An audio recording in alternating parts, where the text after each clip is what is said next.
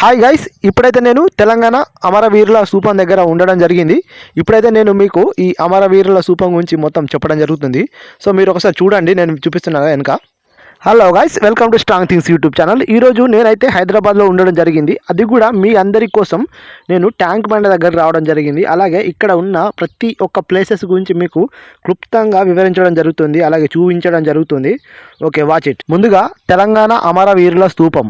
ఈ స్థూపాన్ని ఎందుకు నిర్మించారంటే, ముఖ్యంగా తెలంగాణ ఉద్యమ కాలంలో చాలామంది విద్యార్థులు చనిపోవడం జరిగింది.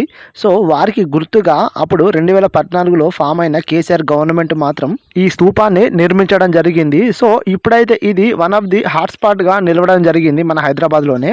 ఇంకా ఈ అమరవీరుల స్థూపం అయితే రాత్రిలో చూడడానికి అయితే చాలా బాగుండడం జరుగుతుంది. ఇంకా ఇక్కడ చాలామంది ఫోటోలు కూడా దిగడం జరుగుతుంది. సో ఈ స్థూపం పైన మీరేమనుకుంటున్నారో కామెంట్ చేయగలరని నేనైతే కోరుకుంటున్నాను. ఈ అమరవీరుల స్థూపం తర్వాత మనకు ఈ ట్యాంక్ బండ్ ప్రదేశంలో చూడదగిన ఇంకొక ప్రదేశం ఏదైనా మంచిది ఉంది అంటే అది మన తెలంగాణ సచివాలయం, సెక్రటేరియట్. దీనికి రీసెంట్గా మన రేవంత్ గవర్నమెంట్ అయితే అంబేద్కర్ తెలంగాణ రాష్ట్ర సచివాలయం అని పేరైతే పెట్టడం జరిగింది. సో ఇక్కడ ఇంకొక ముఖ్యమైన విషయం ఏంటిదంటే, మనకు పరిపాలన మొత్తం కూడా ఈ సచివాలయం నుంచే జరుగుతుంది. అది మంచి అయినా చెడు అయినా. సో ఇక్కడ గమ్మత్తుకరమైన విషయం ఏమిటంటే, ఈ సచివాలయం దగ్గర మనకు సుమారుగా 1000 మంది పోలీసులు అయితే ఉండడం జరుగుతుంది. సో దీనిపైన మీరేమనుకుంటున్నారో తెలియజేయగలరని నేను కోరుకుంటున్నాను. నెక్స్ట్ వచ్చేసి మనకు చూడదగిన ప్లేస్లలో ఒకటి అంబేద్కర్ స్టాచ్యూ. ఈ స్టాచ్యూ గొప్పతనం గురించి చెప్పాల్సి వస్తే దేశంలోనే అత్యంత ఎత్తైన స్టాచ్యూ అని చెప్పవచ్చును. సో దీని తర్వాత మనకు ఏపీలో కొంచెం పోటీగా తీసుకొని అక్కడ పెద్దగా నిర్మించడం జరిగింది. సో ఇక్కడ ఒక బాధాకరమైన విషయం ఏమిటంటే, మనకైతే లోపలికి స్టాచ్యూ లోపలికి అయితే వెళ్ళనివ్వడం లేదు. నేనైతే గేటు బయట నుంచే ఈ వీడియో తీయడం జరిగింది మీ అందరి కోసం.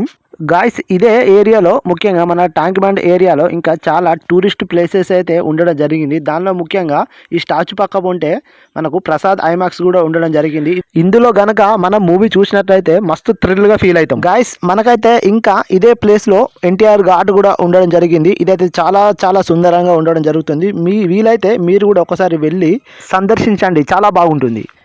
ఇప్పుడు మనం ఈ వీడియోలో ముఖ్యంగా హుస్సేన్ సాగర్లో ఉన్న బుద్ధుని విగ్రహం చూస్తున్నాము. ఇది ఎందుకంటే ఎంత గ్రేట్ అంటే, ప్రతి మూవీలో కూడా ట్యాంక్ బండ్ అంటేనే హైదరాబాద్ అంటేనే ట్యాంక్ బండ్ అని చూపించడం జరుగుతుంది. ఇక్కడ మనం ఈ బుద్ధుని స్టాచ్యూ గురించి చెప్పుకోవాల్సి వస్తే, మనకు ఈ బుద్ధుని స్టాచ్యూ అనేది ఎన్టీ రామారావు సీఎంగా ఉన్న కాలంలో పెట్టడం జరిగింది.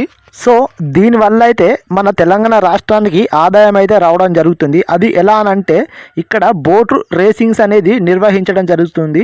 సో దానివల్ల అయితే తెలంగాణకు ఆదాయం రావడం జరుగుతుంది. సో మీరు ఈ ట్యాంక్ బండ్ గురించి, అలాగే మీకు హైదరాబాద్లో మీకు ఏ ప్లేసు ఫేవరెటో తెలియజేయగలరని నేనైతే కోరుకోవడం జరుగుతుంది. గాయ్స్, ఇది నా వీడియో. నేను ఈ వీడియోలో మీకు చూపించిన విధానం మీకు నచ్చినట్లయితే నా వీడియోని సపోర్ట్ చేయడానికి జస్ట్ ఒక లైక్ కొట్టండి. Thank you for watching.